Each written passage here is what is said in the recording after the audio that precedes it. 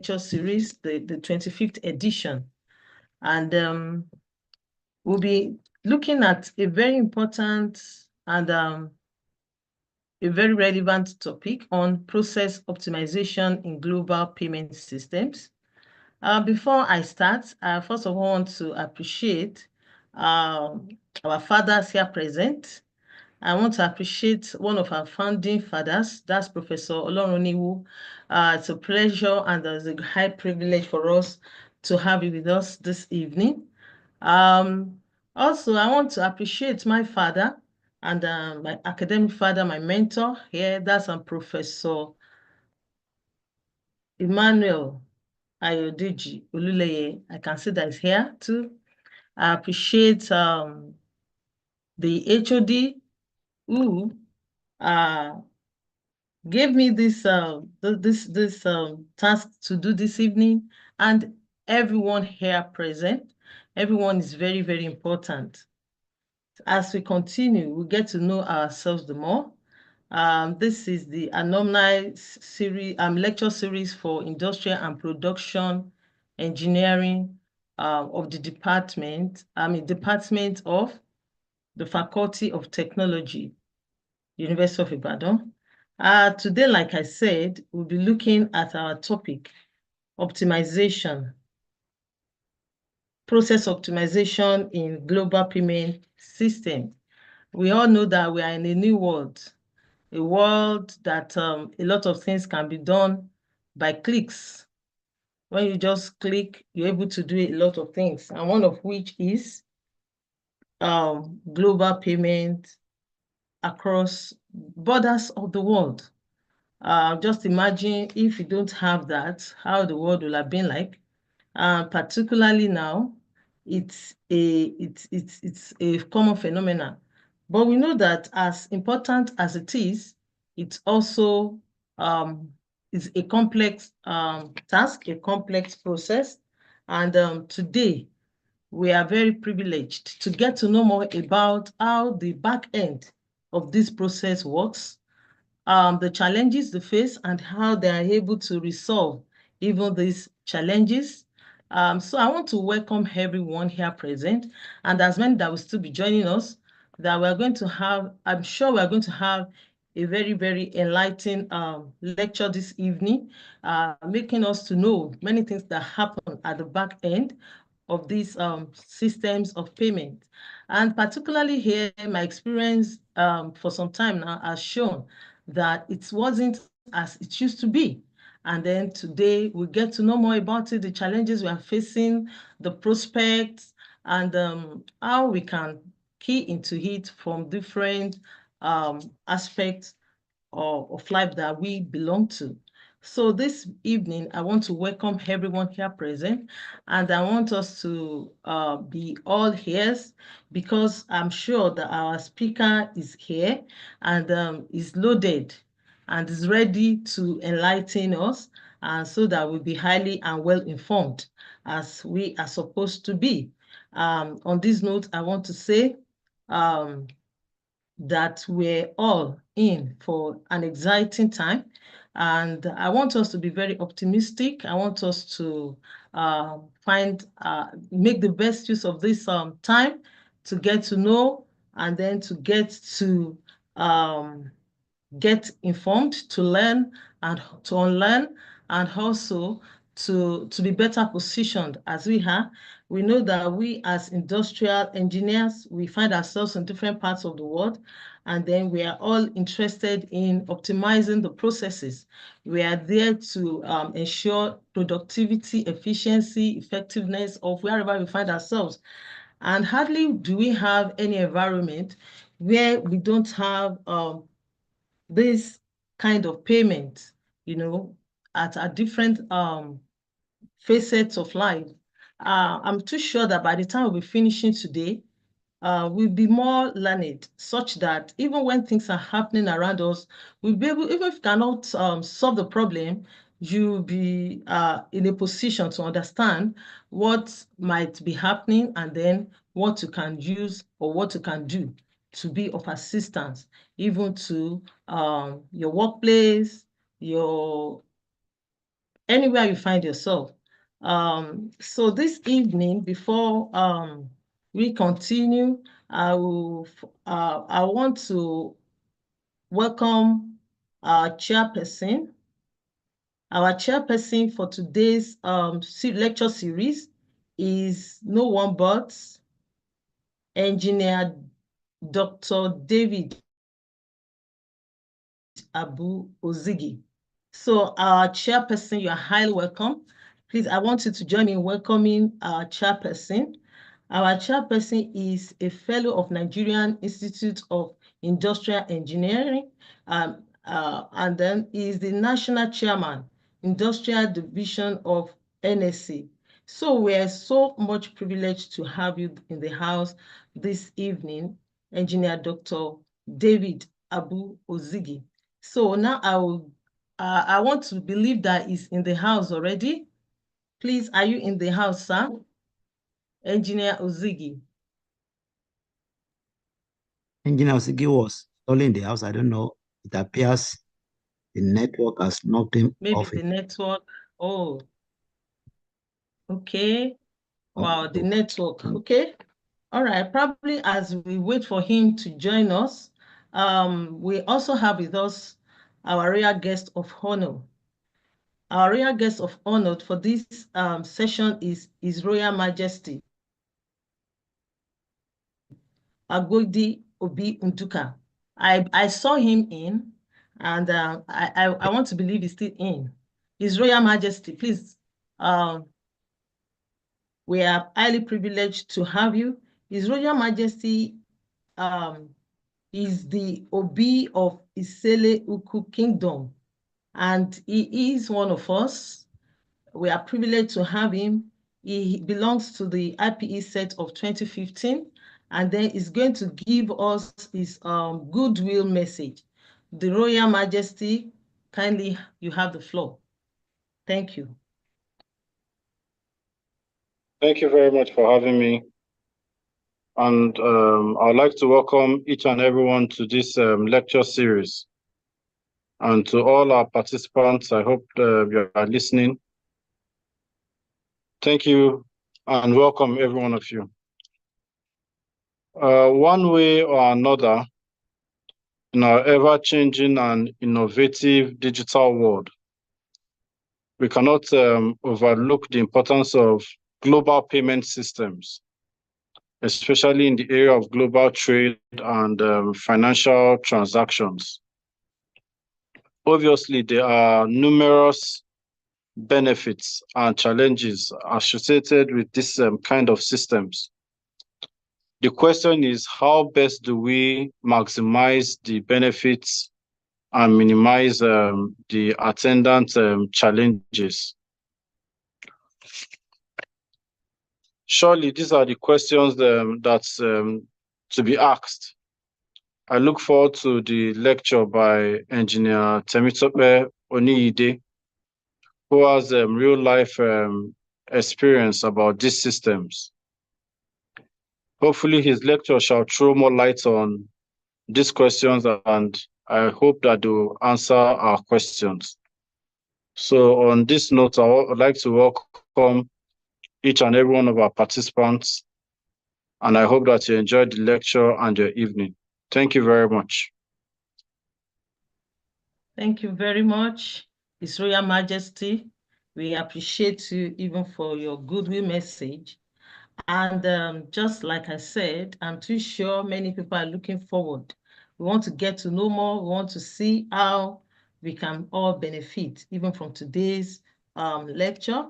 Thank you very much once again, our royal guest of honor. And I'm not sure whether the chairperson is around now. That's Engineer Dr. No, not really. I'm not sure. David Abu Ozigi.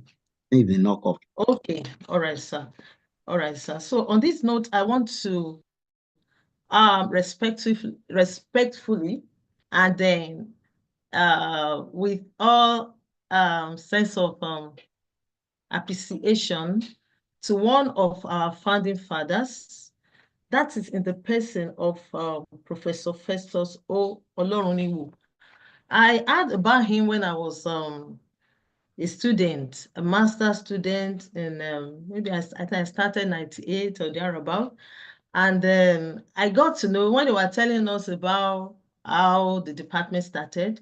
Of course, his name was mentioned. I was When I now saw the flyer for today that is going to be our guest of honor, I was very, very excited that I'm going to, have the privilege of seeing him. And so our own Professor F.O. Oloruniwo, who was our HOD between year 1982 and year 1987. It was instrumental to the establishment of the different programs that we have in the department. We are highly honored to have you this evening. And sir, we want you to come up with your goodwill message. Thank you, sir. Thank you so much. I don't know how to express myself, the happiness that is in me. But first, let me thank first the Royal Guest of Honor, His Highness Obi Unduka, for being here. I think this is a unique opportunity, unique incident to have somebody who is in traditional ruler to be a part of us.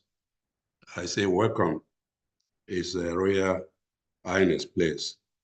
And I want to also thank the chairman when it comes to Abu Ozigi for being here, and also Professor V.O. Oladokun, Victor Oladokun. I'm very, very impressed and very, very, very happy that he invited me. Of course, I want to recognize every one of you. Say welcome here. The Professor Professor Oluleye is there, and he is also one of the founding fathers, who are about 5, 6 of us, young. Maybe maybe with all the strength that we were able to establish the department and also the programs in there. So whatever success we have today is not just me, it was a teamwork. So I thank all of you for being here. And I also welcome the speaker, Engineer Timitokwe Uniide. I will not comment on his presentation specifically, but let me just remind you what becomes so normal to all of you.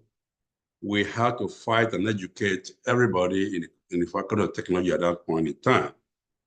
And the argument we made for the establishment of industrial engineering programs that they did not understand, because they were all traditional engineers, mechanical, civil, agric, electrical, is that, look, an engineer should not just be in an engineering environment. An engineer should be able to be versatile. His knowledge or her knowledge must be able to be applicable in the non-engineering situations.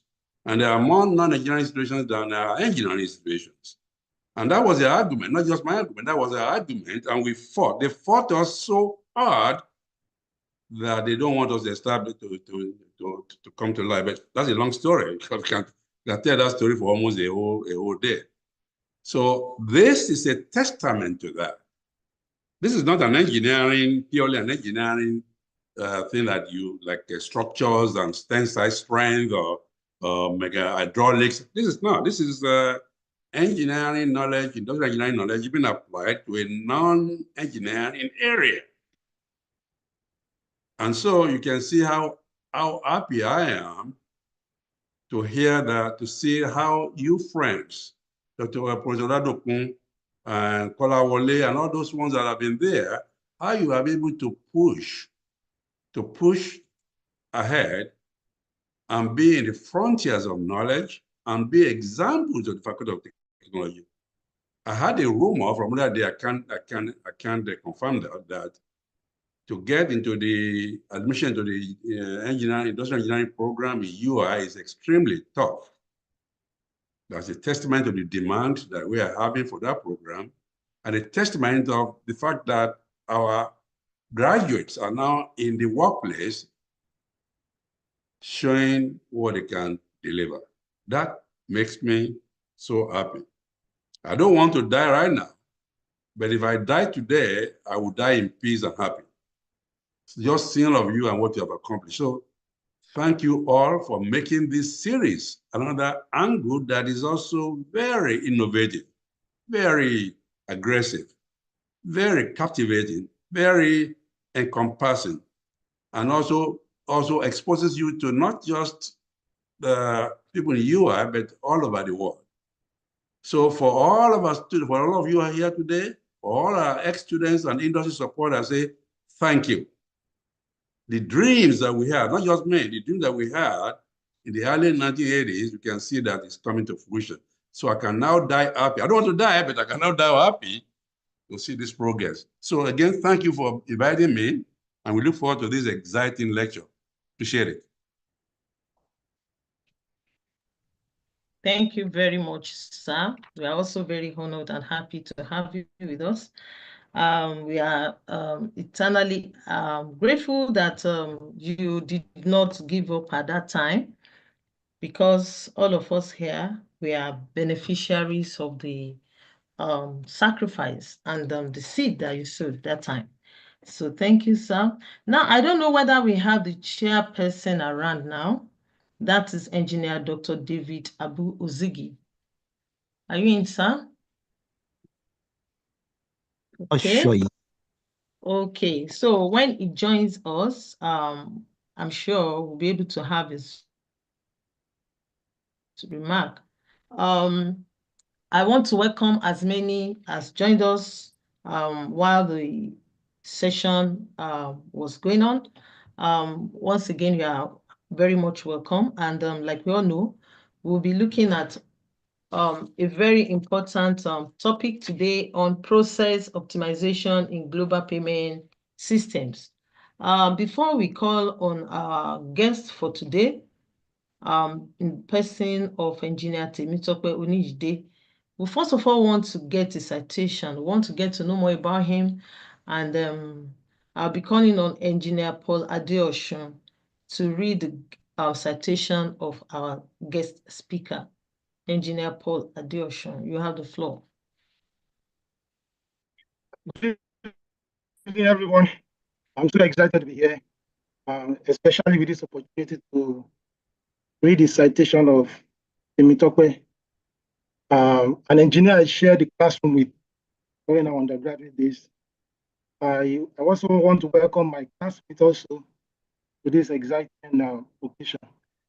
I will be taking the citation of Temitope now. Permit me to share my screen. I take his citation.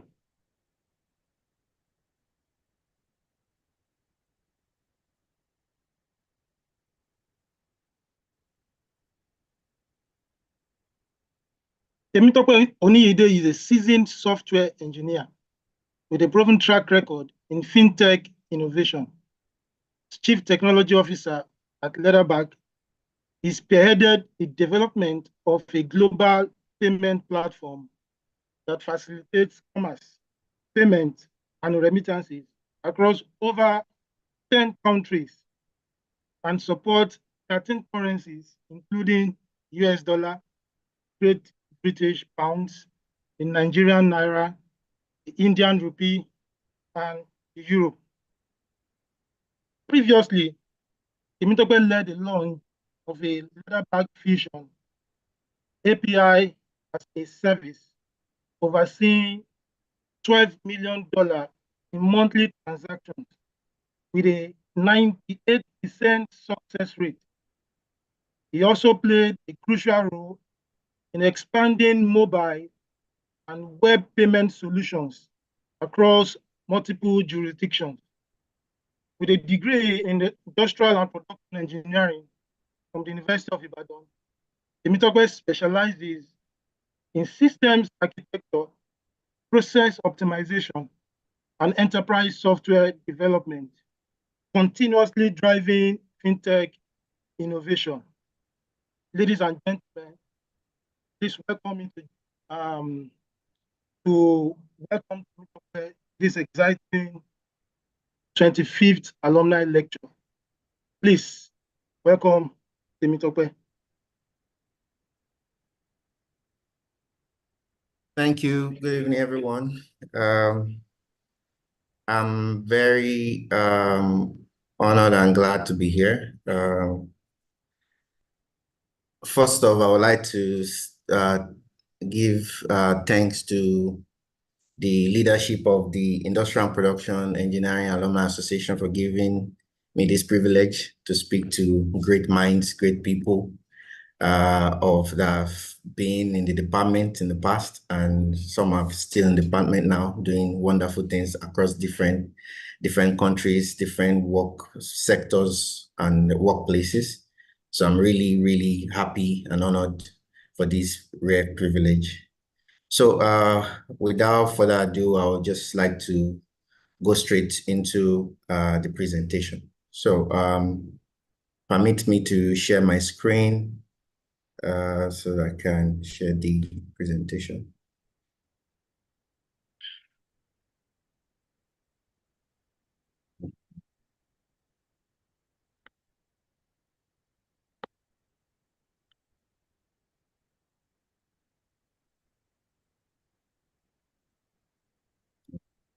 Sorry.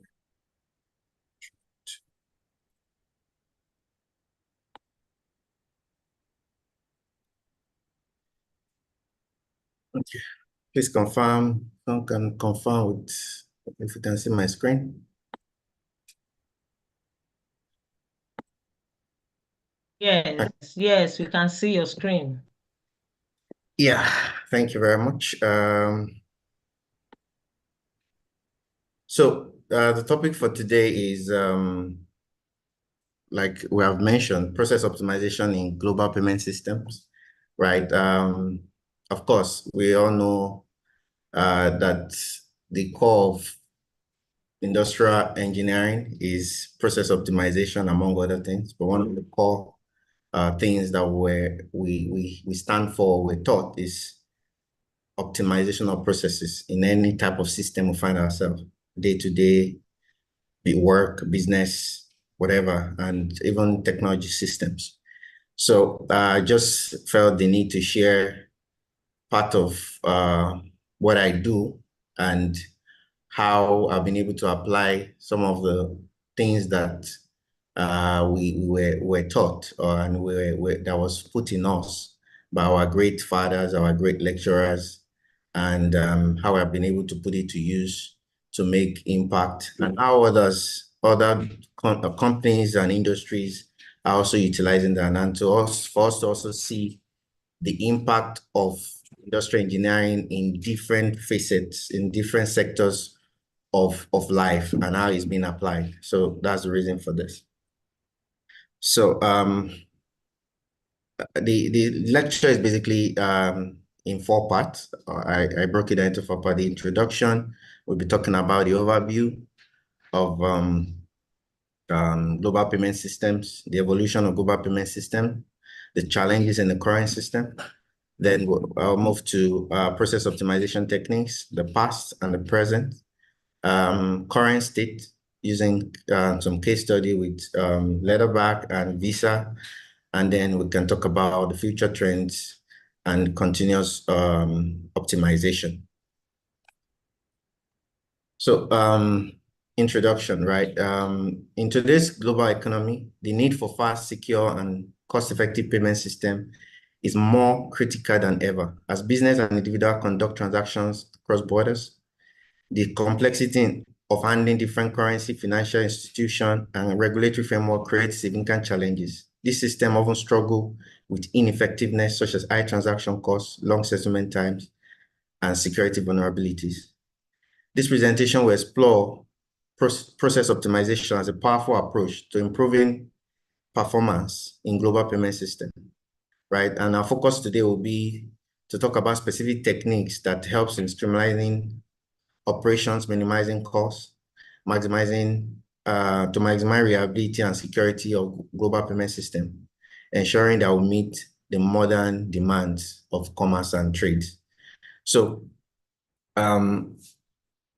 like like the whole introduction is talking about what has been done, what are the things that different people are doing in terms of payment, how the payment system started, the evolution of payments, how we started from paper payments, walking down to banks, and then moving to how you can make electronic payments from your internet banking or from your phone, to moving to paying with cards, the credit card and debit card, and then challenges with being able to send money from one country to another easily, and how those evolution have started and where we are.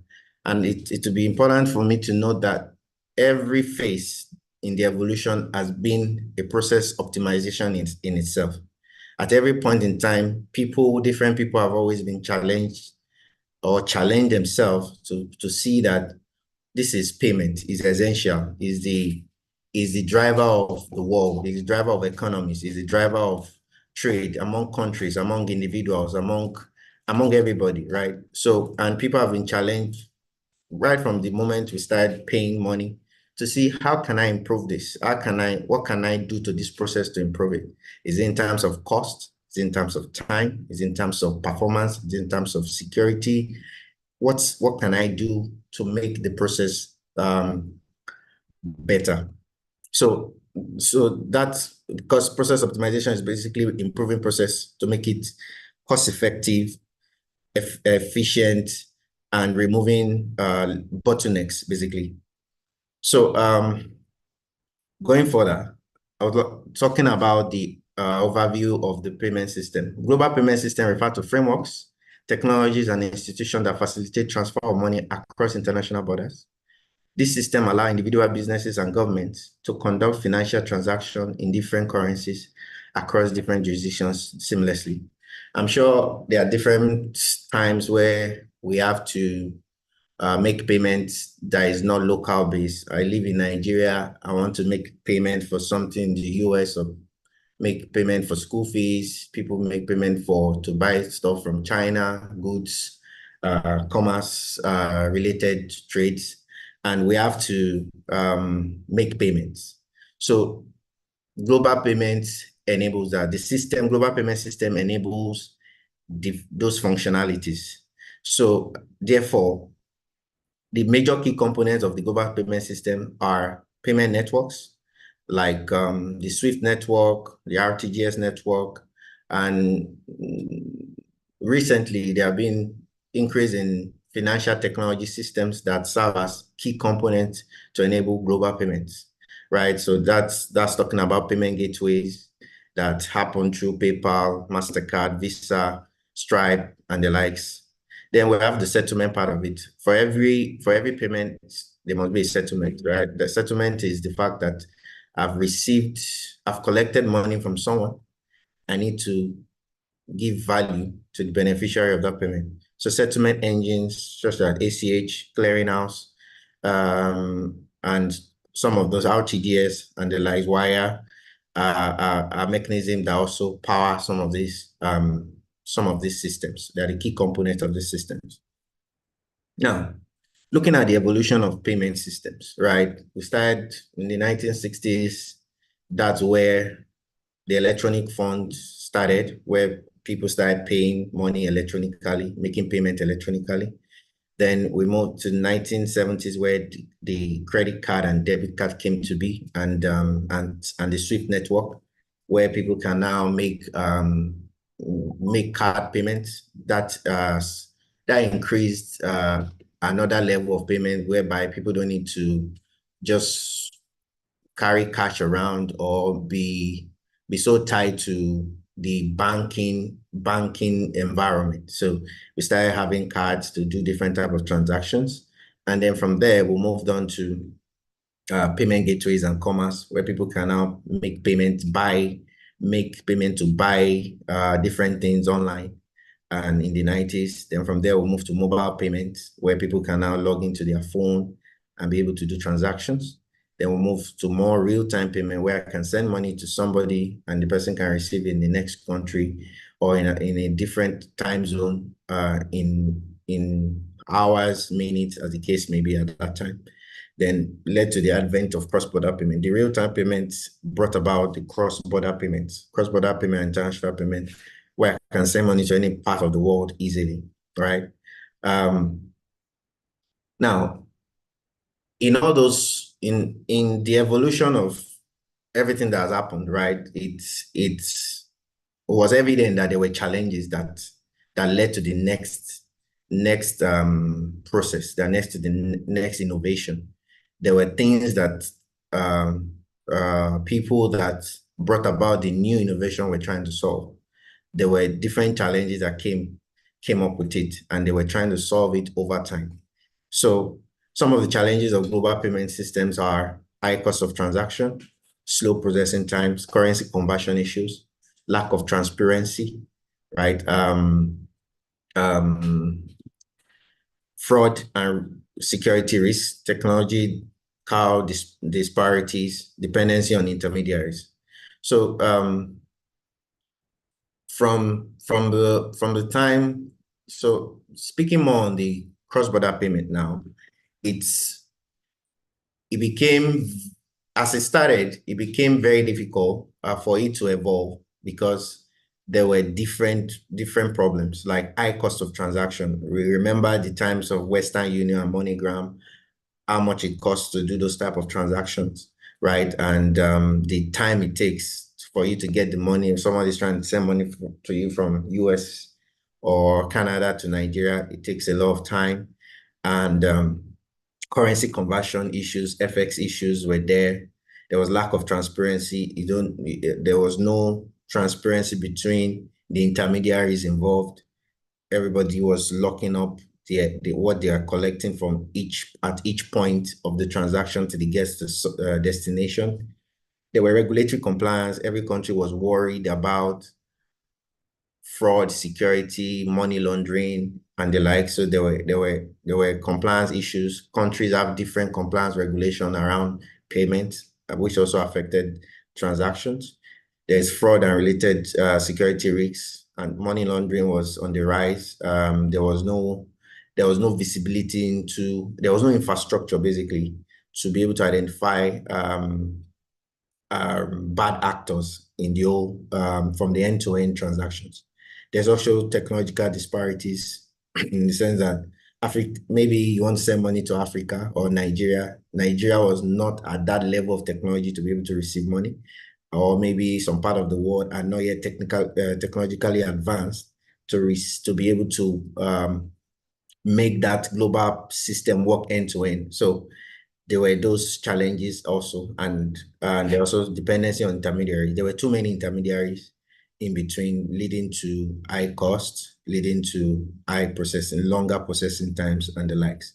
So now, all this led to the need for process optimization. How can we optimize this process? Of course, like I said before, every innovation in that space is an optimization in itself. That means somebody has tried to solve time, even though it moved from maybe 10 days to 3 days. It was an improvement from what it used to be to now being 3 days or 1 day or 24 hours or 5 days. That's still an improvement in terms of time. In terms of cost, innovation has arisen to be able to reduce the cost of the transaction, how much are being charged, what would the beneficiary get in value in terms of that transaction. So those different things have been done. Of course, the same process applies to process optimization, as in the same techniques applies to process optimization in every industry, right? Even in this space, process optimization is still about the basic system that we all know, which is identify the problem, analyze the current process, design the process for optimization. What are you trying to solve at this moment in time?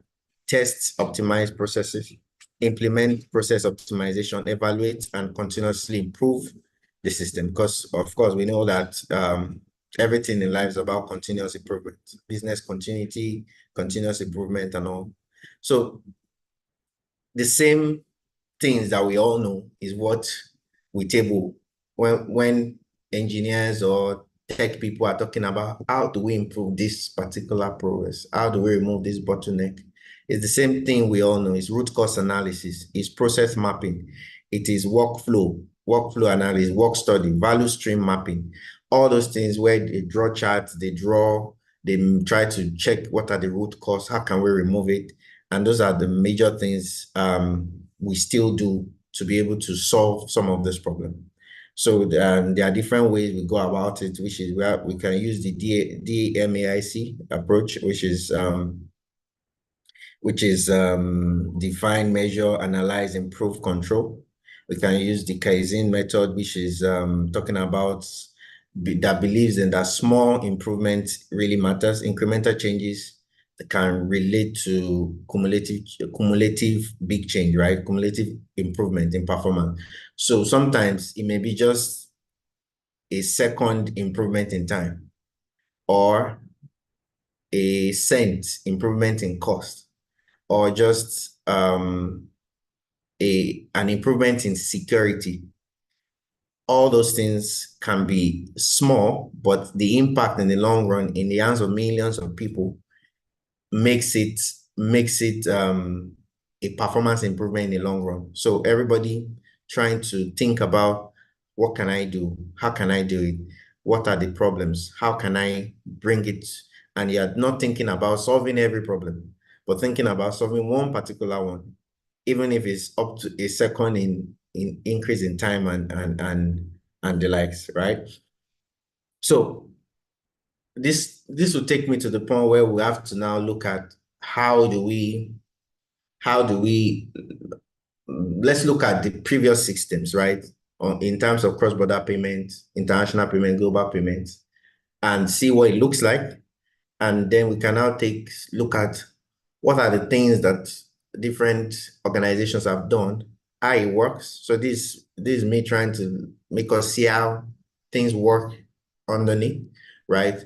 And see from there, we can also see the bottlenecks, we can see the problem, the challenges, and how different organizations, different financial technology companies have tried to remove some of those problems, look at the process, try to see what they can optimize in terms of time, in terms of efficiency, productivity, performance, and cost, right?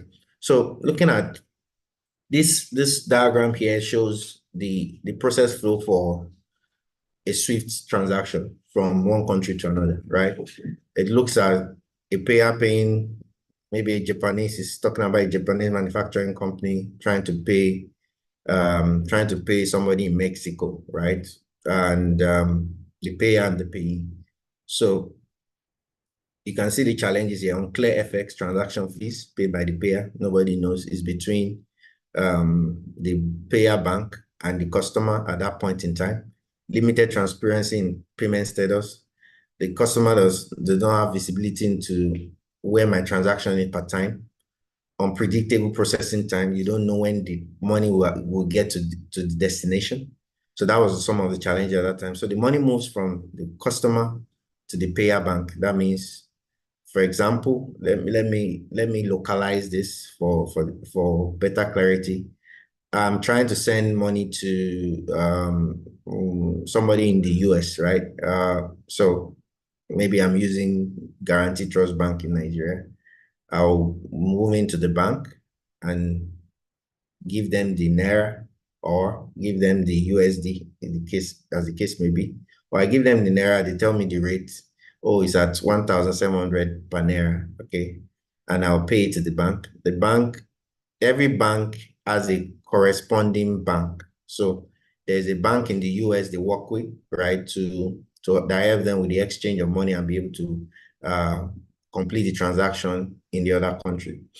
So I send the money to GT. GT will send the money to their corresponding bank, let's say JP Morgan in the US, right? JP Morgan received the money.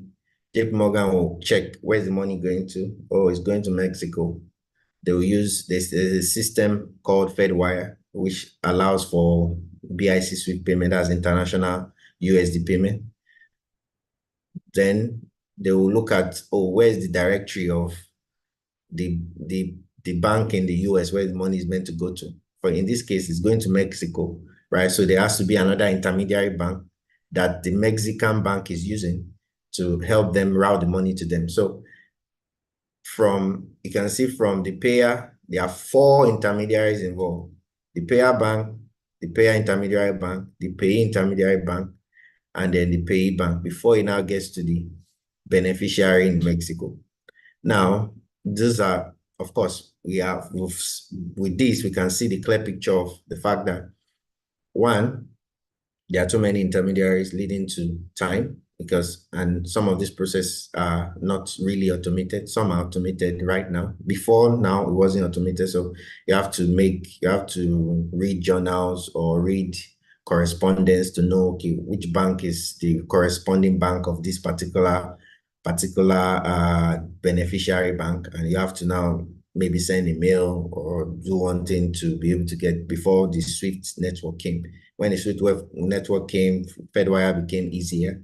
And then it became more automated, but still with many intermediaries. And of course, there were compliance issues, operational issues, risk issues in terms of being able to know who is the payer, who is the beneficiary.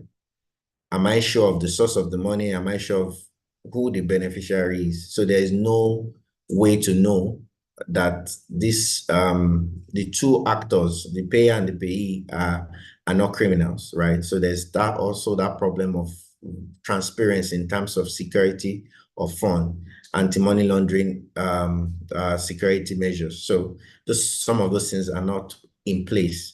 Some of them are in place now, but this is looking back at how it works. And so we can see that there are problems. This process definitely needed improvement. And that's what has been happening in the space for a long time. Up to today, till tomorrow, there'll still be somebody thinking about how do we improve the system, right? So a little bit of CAD came to the rescue, right?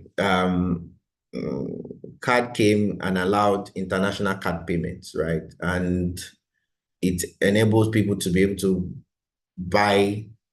pay for stuff online from another country. But that didn't solve all the problems, right? That's also a process improvement that why must I always, to pay for something, why must I rely on sending money through all those routes? Why don't just have a card, and my card, I can basically type the number on the bin on the card and the CVV and every information of the card, and my card get charged, and I can pay for a particular item in another country. So the likes of MasterCard, Visa card, Discover, like American Express, came to the rescue to make that possible. So what did they do? They built their network in such a way that it's global enough, and with some they started with some manual fraud checks that does a little bit of background check on the card holder and also the merchants, right? So let's say card holder in the US is trying to make the payment to Europe. It will go to the merchant in Europe. The merchant is in Europe, then to go to the gateway. And of course, on that gateway, there will be fraud checks to be able to see what is happening, who owns the card. Has that person been involved in a fraudulent act before?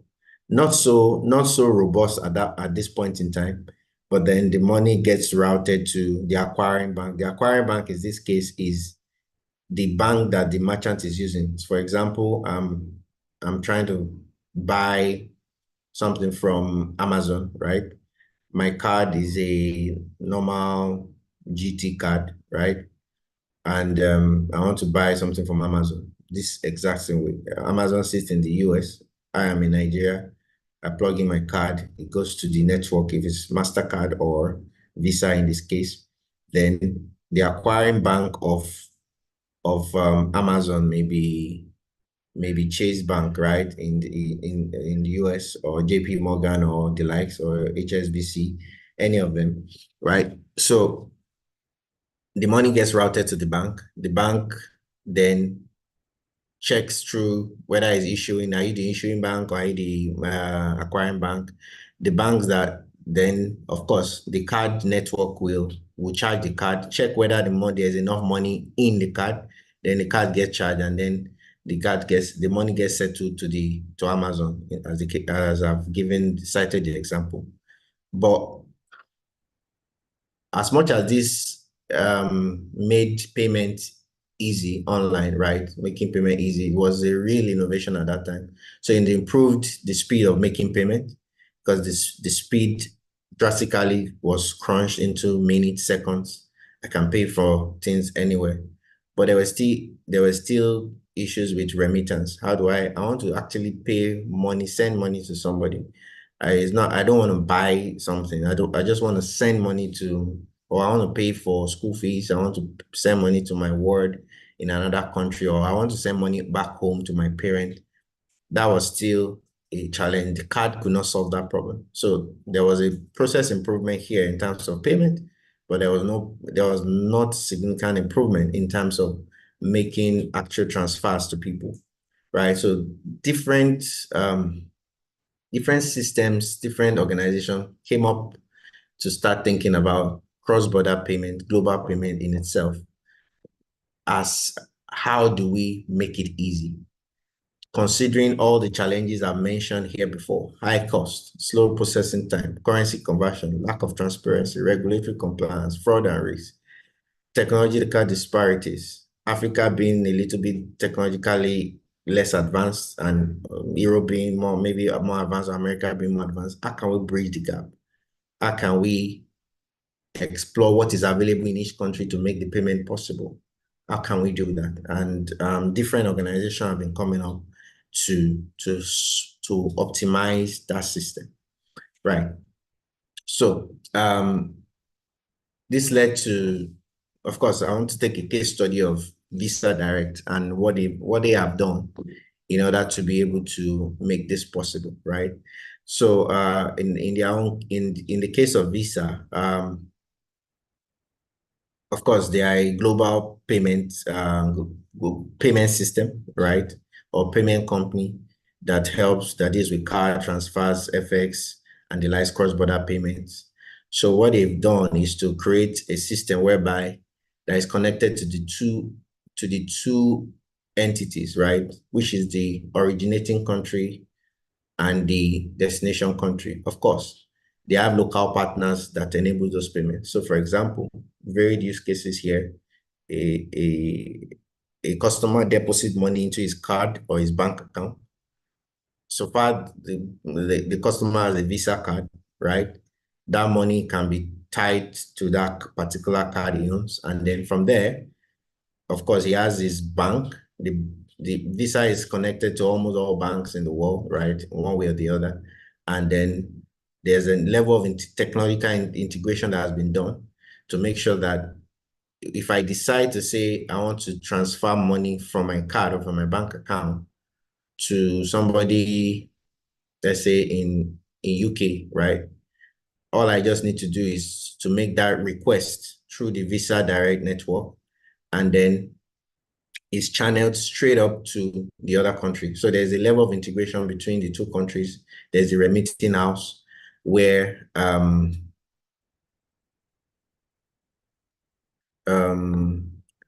this is, so at this point, so the acquiring bank routes the transaction to a global ecosystem or remitting house. This could be, so yeah, though these are third-party partners, treasury house, remitters, marketplace, ecosystems. Then from there, the money moves directly to whoever needs it, the remittant recipient, whether you're paying a seller, whether you're trying to pay a salary to a contractor, whatever you're trying to use to do. But the essence is that what they've done is to simplify the need for intermediaries in terms of the correspondent bank. So you can see here that there's no longer correspondent banks. Rather, they are just single actors that helps with fulfilling the payments. So that's what Visa has done, which has significantly crunched the time in terms of processing time. The speed is very, very fast in terms of completion of transaction. there are automated security checks that they put in place to make sure that, the transaction is safe, the actors are safe, the money is not fraudulent and the likes. And also, in terms of cost, the cost of the transaction is very, very low because there are no more middlemen involved. So those are some of the things that Visa has done. Of course, there are many other companies that are in this space that have done different things. I can't just take case study of every one of them to see what they've done in that space, right? There is Stripe that is trying to make global payments easy across many countries. So they have a system where you can make payment easily in different currencies to different parts of the world. There's RippleNet. RippleNet is relying on blockchain to make payment easy across different countries also, and also trying to penetrate Africa in terms of technological disparities that we've spoken about. But the main case study I would like to talk about is Leatherback, right? Leatherback is where I work at the moment, right? And what we have been able to do to also solve some of those problems, right? So like I said, part of my work, currently I'm the CTO of Leatherback, but my work is not just to build technology, right? The tenet that was embedded in us is not just to sit down and just do something, is always thinking together and say, how can we improve this process? How can we make this better? Continuous improvement is an inbuilt, or that has been built into us, right? And that's what I always look at. And those are some of the things that led to us being able to drive at this. So what did Leatherback do differently, right? Like I said, in terms of paying from Nigeria to US, or paying from UK to US, or paying from Nigeria to Canada, or paying from Nigeria to Kenya or to Cameroon, is difficult, and the difficulty is varies, and I've mentioned them. And one of the most difficult thing actually is technological disparities.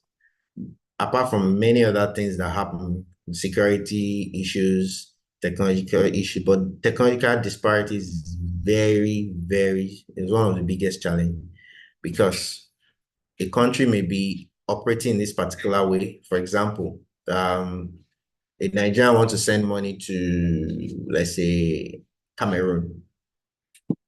We are used to instant payments in Nigeria, where you just log into your mobile app, choose the bank, choose the beneficiary, and send. And we have different ways. We have card, we have all those things, right?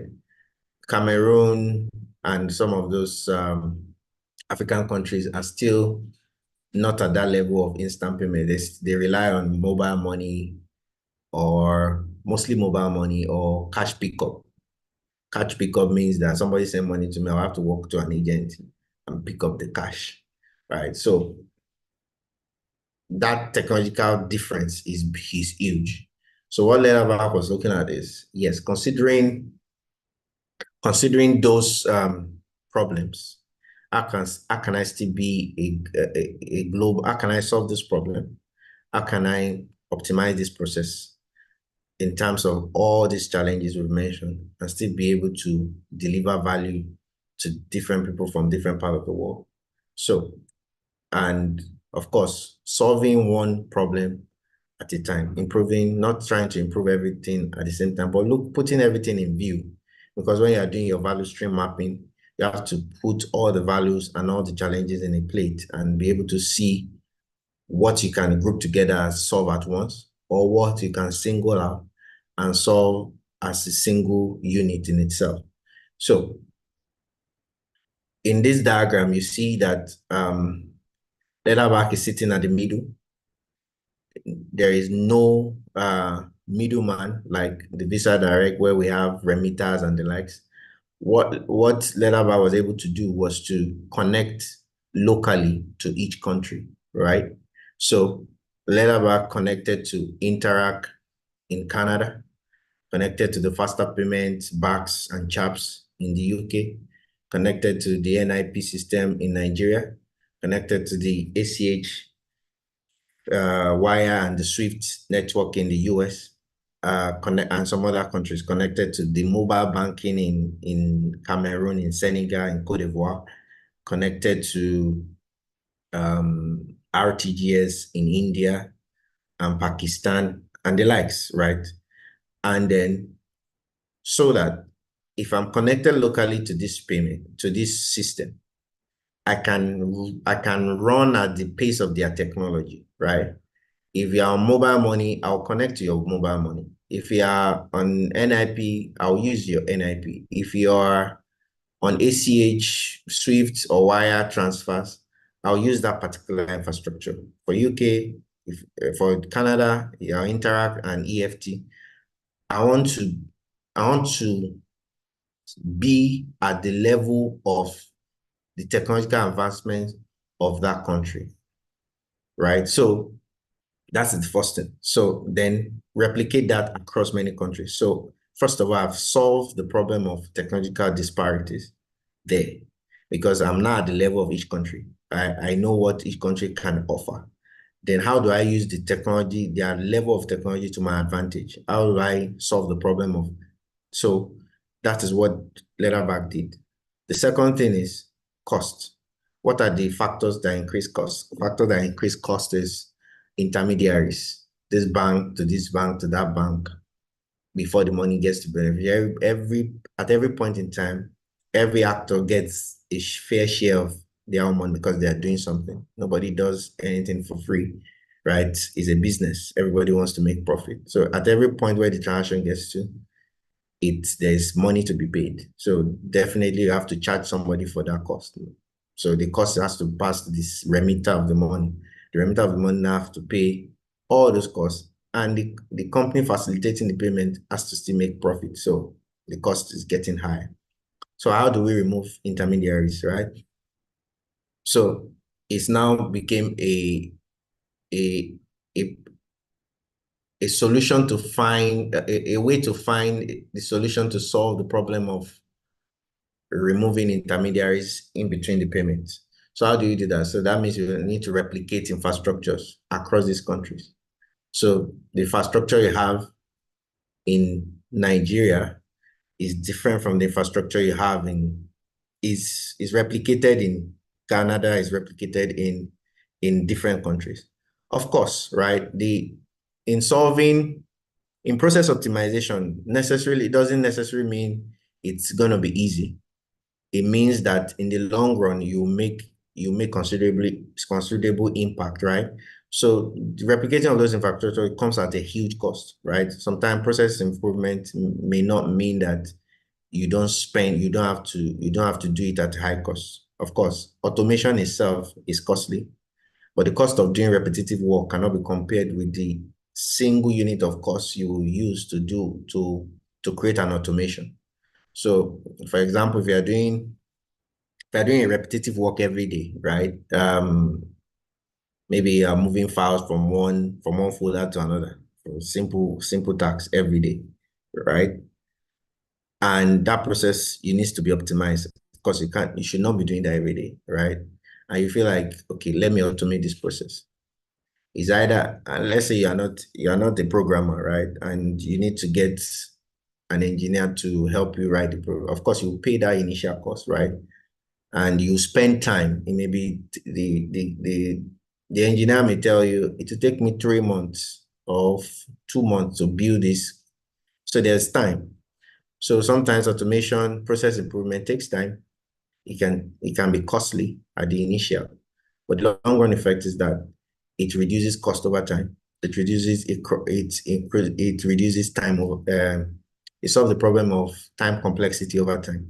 So, and that's the benefit. So the same thing is happening here, where infrastructure has to be replicated in different countries in order to reduce, of course, remove barriers, remove bottlenecks, remove intermediaries, and then be able to reduce the cost for the customer in the long run, because the cost of transaction cannot be lower, right? The third, another problem is the speed. How do I increase the speed, right? Of course, some of the problem of speed is also those infrastructures that and the intermediaries in between. So we can say that, of course, I have a local infrastructure in that country. So I should be able to receive payments in that country so easily from whatever network they have. And then immediately through technology, pass the money down to the other country. And then because I have a local infrastructure in that other country, I can be able to pay the beneficiary. So let me run through this quickly, right? For example, a individual remitter, maybe from Nigeria, he will deposit money into his letterback account, right? Basically, it does an account or a wallet system. So the money deposit maybe 100,000 naira here. And the essence is that you want to send out money to your friend in, let's say, Canada that same day, right? So what happens here is you move the money from maybe your GT account to your letterback account, and then letterback, there's a transparent in terms of rate. You see the rate, the guy, the beneficiary here also sees the same rate as you are seeing. So there's transparency of FX, which is one of the problems we saw. Then before this process happened, there's also anti-money laundering, politically exposed sanction list that is performed on this customer. So there is a level of artificial intelligence checking this person. Has he done any fraud before? And of course, technology has improved, right? We now have systems where there's a little bit of unified system whereby fraudulent actors are reported to a central database, and which allows it to be shared among different organizations. So I can pick up a user now and pass the information to a system, and the system will tell me, oh, this person has committed this kind of fraud 2 years ago, 3 years ago. Please blacklist him or don't allow him into your system. So those systems now exist. So there is enhanced security here. So I check this customer, is he good to go? Yes, it's good to go. Transfer the money here, and you give me the instruction. So there's a payment instruction to say pay beneficiary A in Canada, let's say 800 CAD, right? Canadian dollars. Immediately that instruction is received, Letterback connects to their Interact payment in Canada, which is local to Canada. So the Interact or EFT network, because the customer is in Canada, the beneficiary understands Interact. So Letterback will just basically use the Interact system to give value to the beneficiary. So that's as simple as it goes. So it's basically Letterback being the orchestrator, of course, owning all this infrastructure, at the same time being the orchestrator between the beneficiary and the remitter and the beneficiary. And this happens within seconds, right? Seconds of initiation to delivery, except there are checks that needs to happen on the money. Maybe the money is too large. You are checking it for anti-money laundering. It will run through some checks on the source of that money, where it came from, who is sending it, who is the beneficiaries. Is the beneficiary in an high risk jurisdiction? Is it a low risk? Is it medium risk? All those things happen before the money is finally sent. But other than that, the money moves within seconds to this country. So that's how simplified it has now become. Of course, there are still things to be improved, right? There's still security concerns that even with all the system, we still have issues with security, with knowing these actors very well, being able to guarantee that this money is a safe money that needs to be sent, to be able to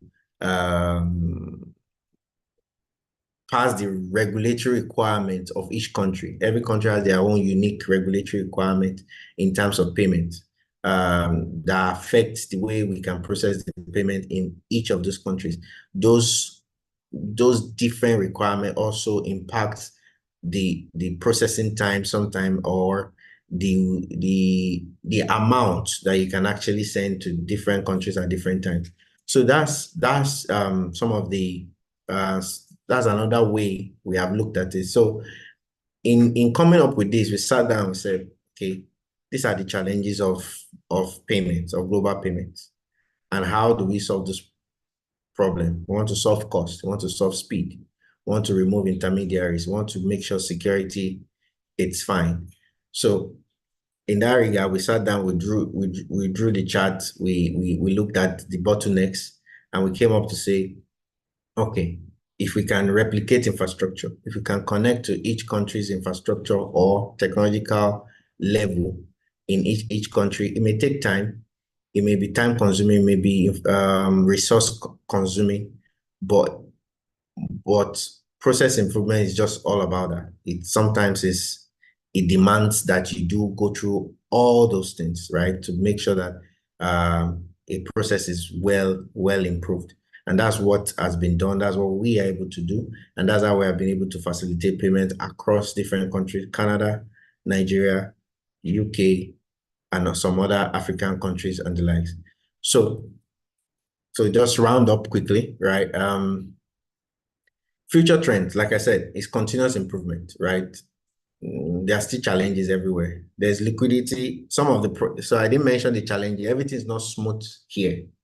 There's liquidity problem because I need to have money stored in this country. I need to have a lot of liquidity stored in this country.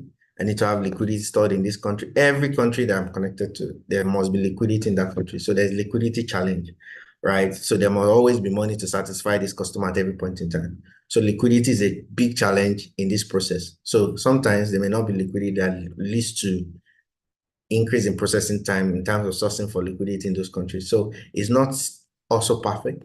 Nothing is perfect. So there's still room for improvement. They're still thinking about how can we solve liquidity problem? How can we solve security problems? How can we even improve the time further?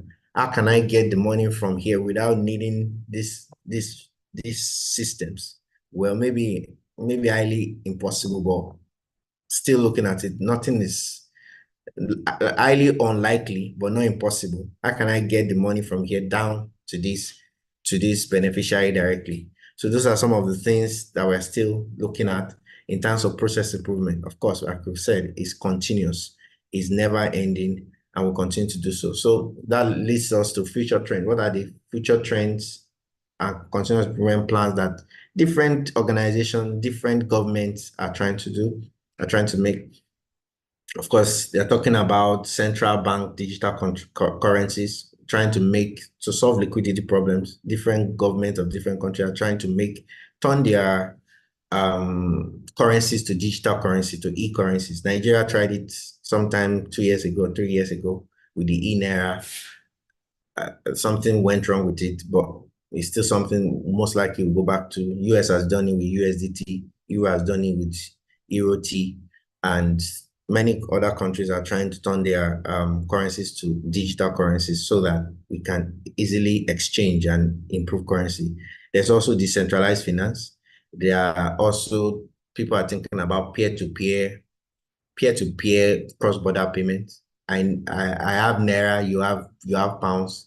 You are living in Nigeria, I'm living in US. I want to send money to my brother. You're in the same country with my brother, and you need my Naira. I'll give you my Naira. Help me give my brother the 200 pounds in that country, right? So there's also that will remove, like I said, that will most likely remove these actors here, because I can now do like a peer-to-peer between two people and be able to satisfy a cross-border payment. So it's still, like I said, it's possible, but that's some of the things they're looking at. There's also blockchain technology, like I mentioned, RippleNet is trying to do now, where it's more decentralized finance, more like decentralized finance.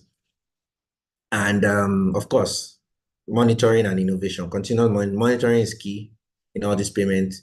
So there are AI-driven anti-money laundering checks, KYC checks, continuous process evaluation, global enabled database that allows every company, every financial company to put details of fraudsters in there, so that by the time the next person a fraudster is trying to onboard another person's system, you can easily check whether that person has been flagged before by another company. So all those things are being enabled, infrastructures are being put in place to make sure that the life of global payment system become easier and easier on a daily basis. So there's cryptocurrency, there's globalized KYC, there's blockchain, there's AI, and all these things are being put together to make the process even much simpler and better and optimized.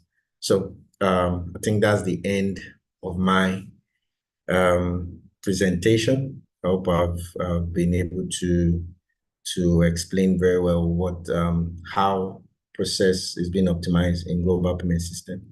So if there are questions, I think you could be able to ask. Thank you for listening. Thank you very much. Thank you very, very much. Our guest speaker for today, Engineer Temitope Oniyide. That was a great and highly enlightening lecture. I want to say we are very much proud of you for being a good ambassador of industrial and production engineering. You started by making us to know that the essence of this study, of this lecture, is to make us to see the impact of industrial engineering in every process and in different fields. And you have actually made us to see it. You have made us to see that many of the things they teach us in class, and like Professor Longoniwo said, it has to do with the problems of the world and how we can solve it. He also made us to know that the importance of solving a problem at a time, leading us from electronic fund transfer to what we now have here now, cross-border payment, and particularly what the organization, Leatherback, has been doing. That's a very fantastic one. I want to believe we have all benefited from his lecture. I want to believe so. Please, if you have actually benefited, I want you to send a chat, or I want you to either send a chat or send a reaction to show that you have really benefited. I have benefited from what you have lectured us on this evening. So, but because of our time, I want to call on our distinguished guests. I want to start with our chairperson, if he's in. That is Engineer Dr. David Abu Ozigi, fellow Nigerian Institute of Industrial Engineers. I don't know whether, our chairperson, are you in, sir? I want you to please give us your comments based on what the lecturer has just finished with. And then if he's not in, permit me to call His Royal Majesty, the Royal Guest of Honor. That's in person of His Royal Majesty, Ogboyide Obi Untuka, to give us his comments on the lecturer's lecture this evening. Thank you very much, Mr. Temitope. Thank you very much. Let me first and foremost appreciate our lecturer, Engineer Temitope, on his lecture. Throughout the course of his lecture, it was an eye-opener to understand how the global payment system works globally. And like he said, I want to believe that during the course of his lecture, I think there was a statement that he made, particularly when he talks about the techniques. And most of the time, it's not always about how much you're able to impact, but process optimization, like he said, different techniques can be used. And what struck me was the part when he mentioned about the Kaizen technique, whereby little improvements can lead to cumulative improvements overall. And if we are to apply that to our daily lives, I think it will go a long way. So I want to thank him very much for his lecture. It was impactful. And I hope that other participants of this lecture had one or two to take away. So I'm grateful. And I hope that moving forward, we can also utilize this lecture to our own benefit and to our immediate surroundings. So thank you very much. Thank you very much, His Royal Majesty, for your comments. So I'll call on their Professor Oloruniwo, for his comments on the lecture. I just sent the comment in. Let me read the comment and then I expand on that. I said, great job, great presentation.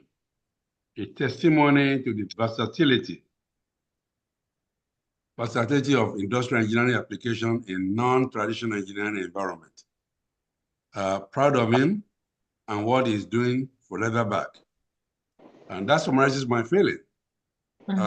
He did a good job. And then it's very evident that, the application he used, like you said, it's what we learn about processes in industrial engineering. And that's what he used. And he used it very well. He explained how the system is and how it works. That is very, very good. I wish you colleagues in the Department of Industrial and Production Engineering can invite him to give this lecture to some of your classes, maybe your master students or senior students in one of your classes. They will learn a lot about that. It will be additional eye-opener for them that you guys are preparing them for the real world, a world where what they learn is usable, is applicable everywhere. We have a couple of, a friend of mine, the daughter is here, and her husband. That's what the daughter was indeed this kind of environment in Nigeria, and they got to the US. They've got their green card now, and both husband and wife, they are making tons of money in America. So this is a very, very good job, and evidence of how industrial engineering can be used with the industry. Again, I thank him very well. He not only has a good material, but he did a good job communicating that material for all who are novice, who are old people now especially. And he did a good job. Thanks so much. Thank you very much, sir, for your comments. And this is an encouragement for the founding fathers of our profession, industrial and production engineering. And it also gives confidence to the future of this profession. Thank you, sir. Okay, now I want to find out, is there any question? Does anybody have a question? I think we have room for like 1 or 2 questions. Please, does anybody have a question for? Okay, our HOD, Professor Victor Ladokun, is raising his hand. Over to you, sir. Actually, mine is not a question. Mine is to invite our president, the first president of ISA, and he was one of our Baba in the house, Engineer Femi Akintunde, for his comment. He's a very busy man and he's in today. Okay. I'm sure that when he saw that Baba Oloruniwo will be around, I asked to make sure, despite his busy schedule, Engineer Femi Akintunde is in the house. So, sir, Engineer Femi Akintunde, want to hear your voice, sir.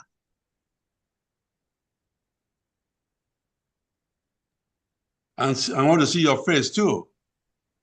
If it's possible.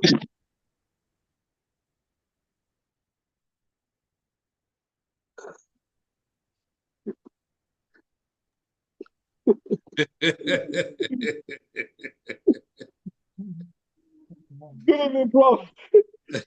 How are you? Sorry, I'm not dressed for the occasion, but when your professor gives you an instruction, you don't ask question again. So I'm very casually dressed. I'm so glad to see your face again. That's good. Thank you very much, Prof. I had a Thank lot you. of good things. I had a lot of good things that you are doing. Thank you. I'm very proud. You make me proud. Thank you. Thank you so much, Prof. And I'm filled with a lot of nostalgic feeling today.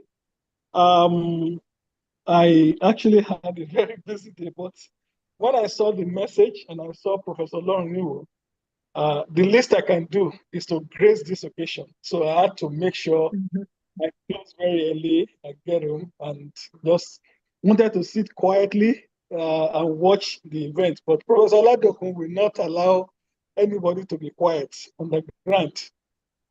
Thank you very much. It's a great pleasure every time we have this kind of opportunity to talk about industrial engineering. We have to make a very, very bold and loud statement of the impact it has on humanity and on systems around us that are used by people. It's an integration of man, machine, and the environment. And it's something that we really, really thank God that some of us that were beneficiaries of that knowledge, of that skill, at the very early stage in this country, are able to see the connection with the external world. And I must give a lot of kudos. When Professor Olaniwo mentioned something to you when he started during his introduction of the battle that they had to fight, I tell you, it was not a very small battle. It wasn't a small battle. We had just a few lecturers that time, the likes of Professor Awuni, the likes of Professor Oluleye, the likes, of course, Professor Loniwu himself, and a few others, Professor Charles Owaba. These are people that labored for this profession to be established in this country, and they did a good job. For those of us that were few then, we had our own share of the battle, because here you are jumping from one class to the other, and every point people are asking you, what is industrial engineering? What are you guys about? What are you bringing to the market? Of course, as frontiers, you must be able to present yourself, present what the program is all about. We had to learn very fast about industrial engineering as a profession, and we became evangelists. We were doing sociology, we were doing psychology courses, plus engineering. You move from engineering mechanics, you do very hardcore engineering program, and then you find yourself in a sociology class, find yourself in statistics class, mathematics. So it was already telling us what we're going to face in the outside world, and we really, really enjoy it. And then I thoroughly enjoyed the program, the lecture this evening by Engineer Onide. It's something that is eye-opening, and I'm quite sure that this is the future of engineering. We cannot do engineering that does not connect with the real world. And what he has shown us today is the application of engineering in the fintech industry. And this is how systems are adapted to different situations. So thank you very much for this opportunity to be part of the program today.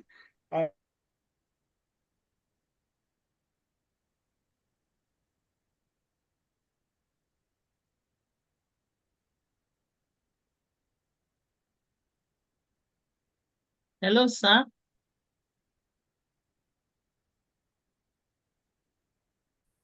I think we lost him. Oh, sorry.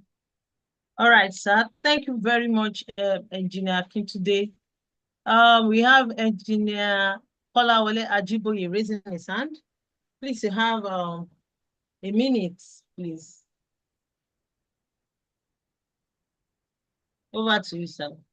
Engineer Kolawole. Hello, ma. You're welcome. Yeah. Good evening to everyone, all my lecturers and all the guests. I really want to appreciate the department. I'm still a student there, and I want to appreciate the entire members of the department for putting up this kind of lecture. As an engineer, let me also thank the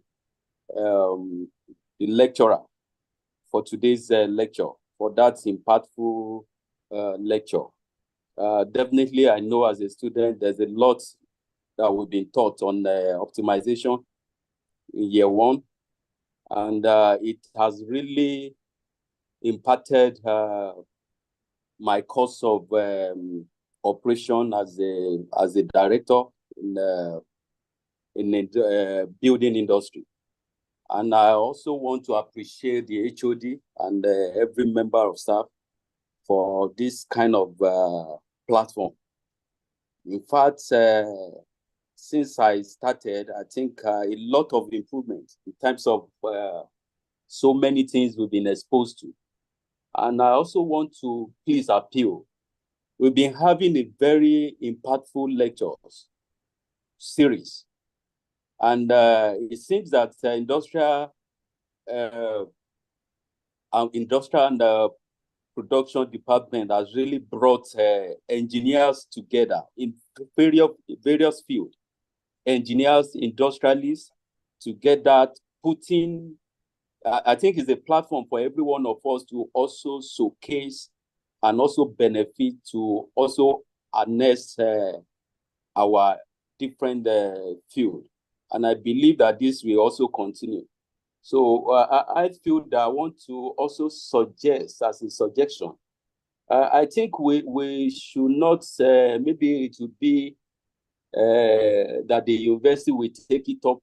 This kind of lecture should not be for the Alumni alone or the UI alone. Because when you look at it, most of these lectures that we are having, a lot of activities is going all around the country.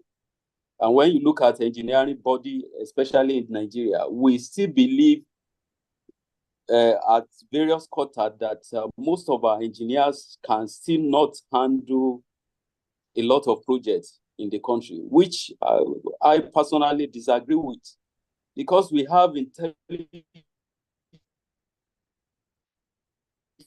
people all over, even in the university sector, that can also that we can also rely on their knowledge and their experience to also move this country forward in the areas of technology, advancement, and innovation. So I pray that the sky will not limit us. And I believe that since UI as a university has led this kind of platform, we should also go to also take the country out of the mess that we have found ourselves. Thank you, Ma. I'm very grateful for this privilege. Thank you very much, Engineer Kolawole. That's exactly. We have brains, we have people with great potentials raised from our different universities. There's a need for us to tap and to maximize all these great potentials that we have. I hope we'll be able to prioritize the important aspects of our lives. Our time is really gone. So I'm going to give the very last engineer Alumni will be the very last person to give us his either his question or his comment before we go to the final remark from the guest lecturer. So the last person that will give us comment or question is Engineer Alumni Onodeko. So you have the floor, sir. Good evening, everyone. It's always a pleasure to be at these lectures. I try to ensure that I don't miss them. And it's also a delight for me to see the face of Professor Oloniwo, who was the supervisor of my BSc project. It's nice to see you, and also to see Femi Akintunde and all the others. I would want to say that this is a good initiative. I'm very proud of the department for doing this. But I think my suggestion is we should try to also integrate the other student associations in the various other departments in the faculty to be part of it, because the world out there, you rely on collaboration. If I know what you're doing, then I know how you can help me to solve my problem. And if I know what you're doing, I know how you can. So my suggestion is, it's good. I mean, that this is an opportunity. We're having the alumni together. We're seeing most of us, but please, if we can invite other departments within the faculty to be part of this, I think our impact as industrial and production engineers will be better felt, and our course and our profession will be more appreciated. Once again, I want to thank the lecturer. He made this so easy. It was so easy to understand. I never knew how these payment processes work, but I now understand now. So I want to thank you for the very good delivery. Both your slides and the way you delivered it were excellent. Also to thank the department for keeping this up. Thank you very much. And Professor, it's also nice to see you again. I look forward to seeing you some other time. Thank you. You still look young. Thank you, sir. You're welcome. Yes. Thank you very much, sir, Engineer Onodeko. On this note, please, I want to call on our guest lecturer of Engineer Temitope Onijide for his final remark.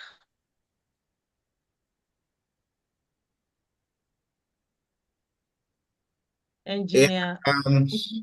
Thank you. Thank you, everyone, for the comments and on the chat. And I want to thank the leadership of the department for giving me this opportunity.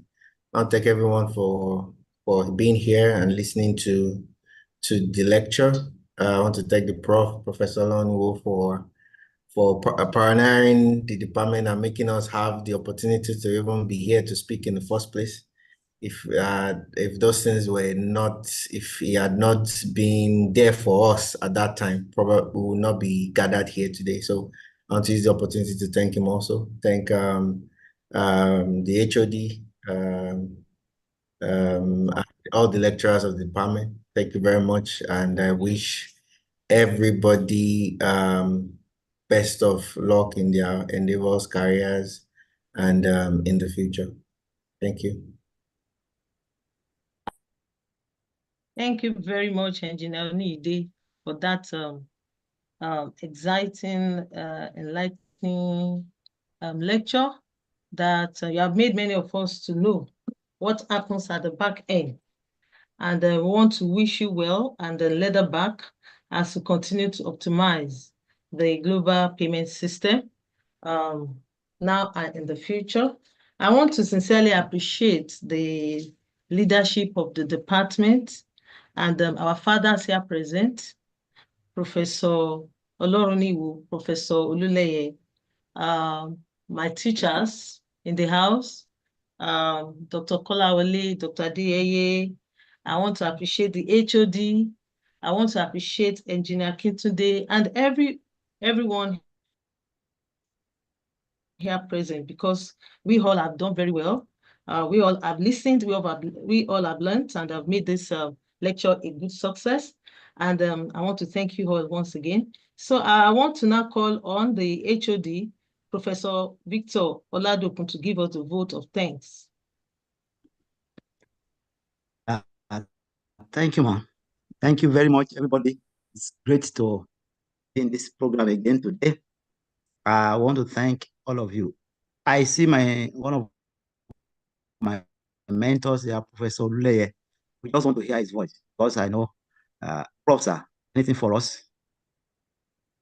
Professor Leye, sir.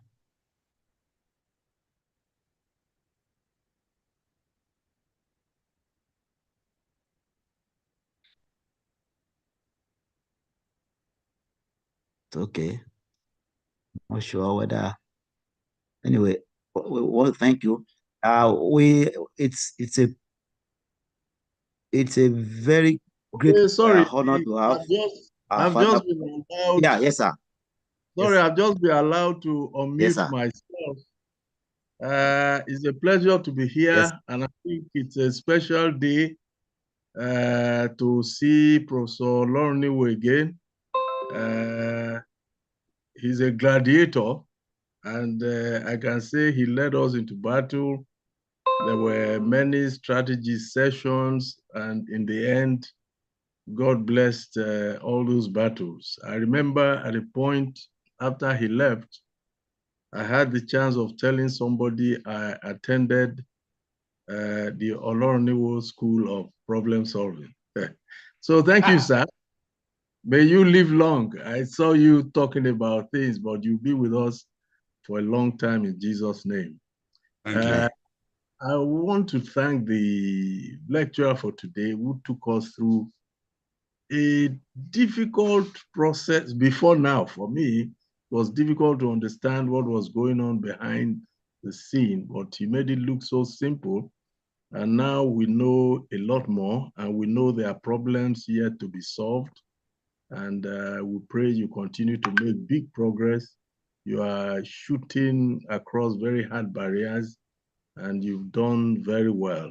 And to all others who have given lectures showcasing industrial engineering and what it brings to the table, we can only say thank you.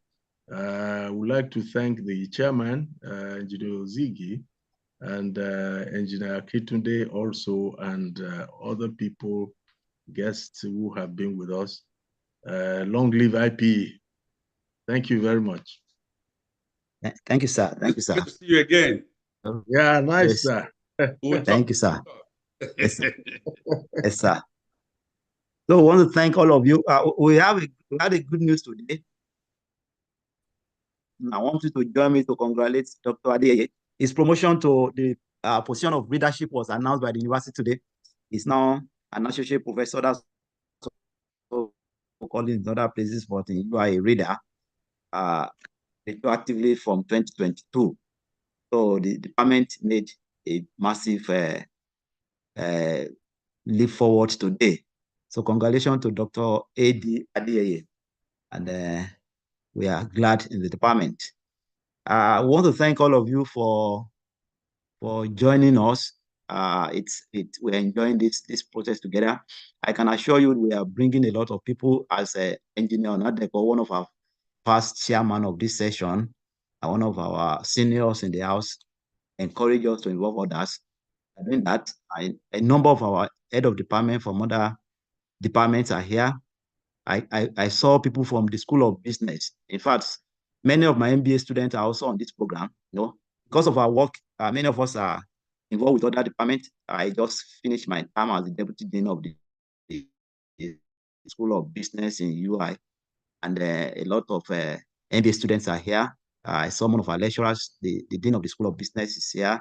So like engineer advise us, we are bringing a lot of people on board. So please, I want to encourage us. Let's continue to be part of this program.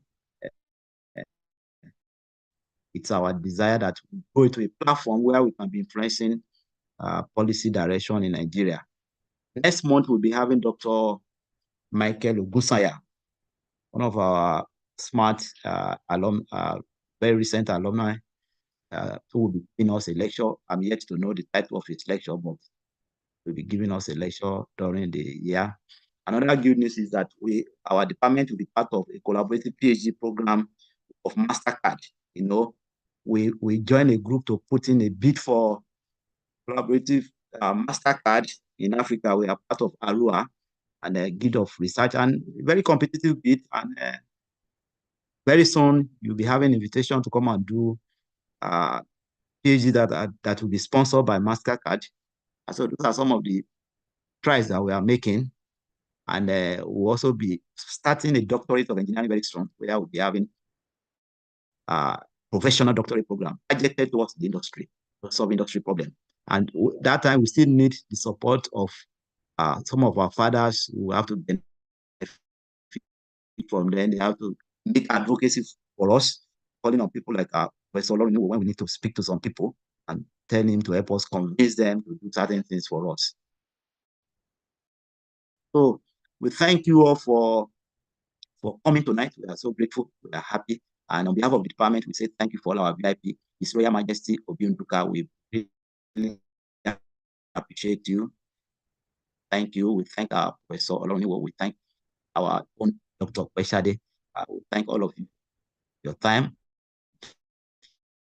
Thank our former head of department, Olawole, Dr. Mojisola Bolaniwa, Dr. Adeyeye, and everybody.